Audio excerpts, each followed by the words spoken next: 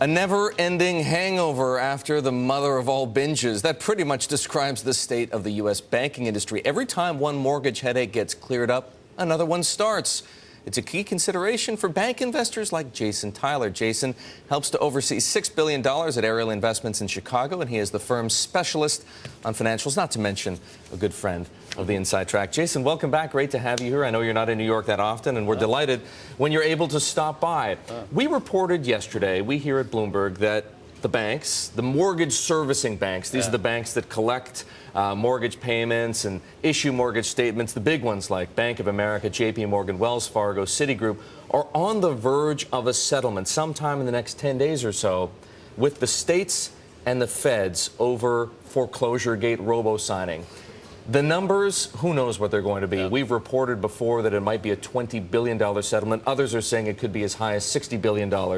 We'll get into the numbers in a second. First of all, how important is it for bank investors like yourself that these firms put this mess behind them? Well, it's absolutely critical. I think what we saw a couple of weeks ago with B of A settlement, even though that was a big dollar amount, and it was frankly a bigger dollar amount than I thought it was going to be, the stock was up on that news. And what that told me was that even though investors have some sense of what the numbers might be, they're more than anything else concerned about the overhang of these issues and the fact that it could be tens and tens of billions of dollars. And so even though the numbers are starting to look better for banks, people are just worried that these big checks are going to have to be written. Do you, as an investor, anticipate that there will be some kinds of provisions written into this omnibus agreement with the states and the feds precluding them from pursuing additional cases against the banks, we have to say plural, concerning their practices in the mortgage industry leading up to the financial crisis? Yeah, if I'm general counsel of one of these large institutions, that's the most important thing that I'm going to be pushing for. I'm going to say, I understand that we're going to have to write a check here that unfortunately in hindsight at least what we did doesn't stand the test of time, but we have to get this behind us, and we have to be able to tell our shareholders, our employees, our customers that this is over. Do you think that the banks are adequately provisioned, which is to say, have they set aside enough money to deal with this problem and to deal with what may follow from the B of A settlement, which had to do with a different issue, right? That was the quality of loans underwritten by Countrywide and the amount of money the Bank of America is now having to cough up to take care of that. It's a fascinating question. I think the answer is yes, they are, but it's not going to show up in the provision line on a balance sheet. I think where it's showing up is in two places. One is in the excess capital that a lot of these banks are holding on to, because frankly they're holding on to it and not investing it because they know they're going to have to write these checks. And secondly, it's showing up in the fact that we haven't seen a ton of M&A activity yet. And so you see all this excess liquidity, the excess capital sitting on these balance sheets to wait for these litigation issues to get behind us. Do you have any idea how long it's going to take before JPMorgan, B of A, Wells Fargo, they're the three biggies, get past this issue?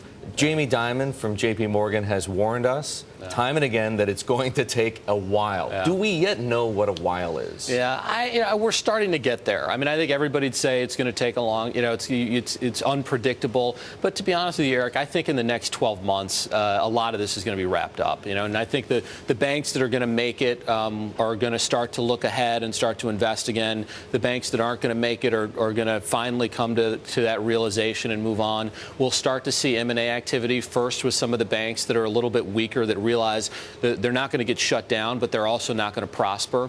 And so those types of situations are going to come to play over the next 12 months. I guess it's fair to say, and you'll have to tell me, that it almost doesn't matter how long it takes to get resolved so long as you have a clear idea of how much it's going to cost to get resolved. Is that fair? Yeah, and it's, I think the markets, as much as everyone looks to the short term, the market's just going to wait and say, as long as these issues are out there, we're not going to put a 2 times tangible book number on a financial institution. Well, that raises a very important question. If that's the case, so if the market is going to, quote unquote, wait on the balance sheet side, and the demand for financial services side doesn't come back, is that to say that a lot of these stocks might be dead money for a little while? Yeah, that's the real pessimistic case. And a lot of people that I talk to that usually are calling saying, what are you looking at in bank stock land? People that invest in banks but aren't real specialists and like to nibble around the edges, they're not calling anymore. They're just saying, you know what, I'm just going to wait this out.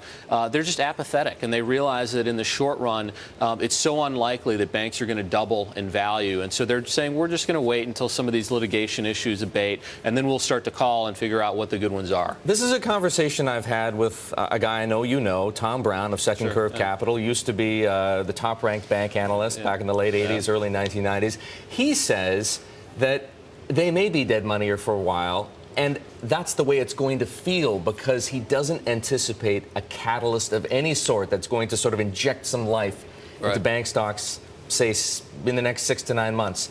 And that you just have to be patient. And then eventually there's going to be this slow turnaround. And all of a sudden you'll realize that, hey, it was worth being in B of A for less than $11 because I made some money in the end.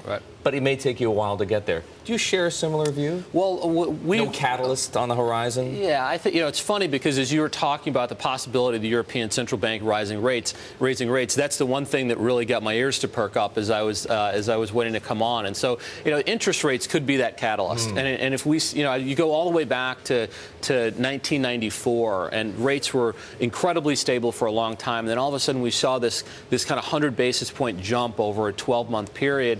Rates started to skyrocket, and no one was thinking about interest rates going up before that. And so we're in this mode now where everybody thinks interest rates are going to be flat forever.